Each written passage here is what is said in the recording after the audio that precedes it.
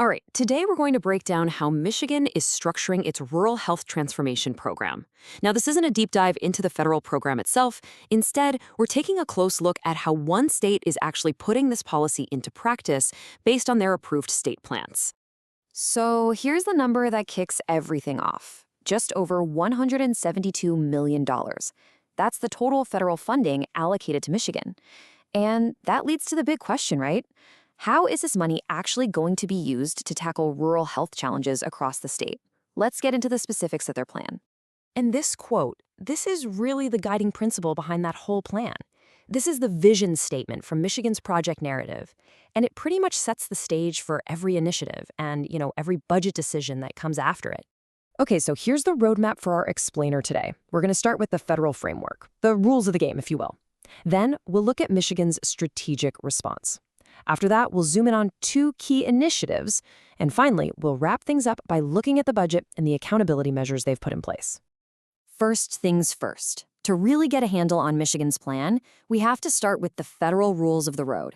These are the guidelines set by the Centers for Medicare and Medicaid Services, or CMS. So once a state actually gets its funding, what happens next? Well, CMS has some very specific guidelines for everything: program management, spending, reporting. And let's be clear, these are not just suggestions. They are mandates, and they shape every single decision a state has to make.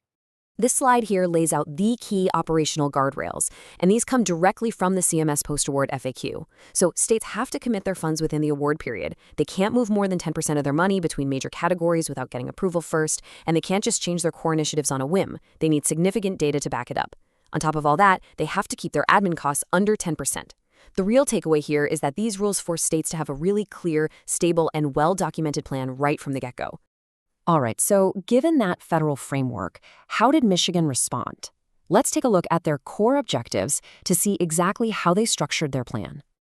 These 5 objectives are pulled directly from their project narrative, and they're basically Michigan's strategic answer. The state is planning to tackle challenges in its 75 rural counties by focusing on everything from community partnerships and building up the workforce to modernizing their data systems. You can think of these as the pillars that all their specific initiatives are built on. Okay, now we're going to zoom in on a specific initiative called Workforce for Wellness. This is a great way to see exactly how federal policy translates into state-level action. And this is a perfect example. You can see a straight line from federal rule to state action here. On the left, you've got the CMS mandate. Any workforce incentives have to come with a 5-year rural service commitment. Then on the right, you see Michigan's direct application of that rule in their EMS retention and recruitment program. It's a really clear one-to-one translation of federal policy into a state program. And this number, nearly $30 million, that's the funding Michigan has put toward the broader Rural Provider Recruitment, Retention, and Capacity Fund. This is the bucket of money that houses programs like that EMS initiative we just talked about. It really shows a pretty significant investment in building and sustaining the state's rural health workforce. All right, next up, let's look at another cornerstone of their plan, the Care Closer to Home initiative. This one is all about rethinking how care is actually delivered to people living in rural communities.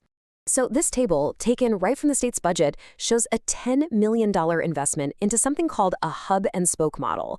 The main goal here is to improve outpatient care and ultimately keep people out of the hospital. And you can see the funds are going directly to partners like the Michigan Hospital Association and Michigan State University to get these pilot projects off the ground. So what exactly is this hub-and-spoke model? Well, essentially, it uses a central health system, that's the hub, to coordinate with smaller local partners like clinics and EMS teams. Those are the spokes.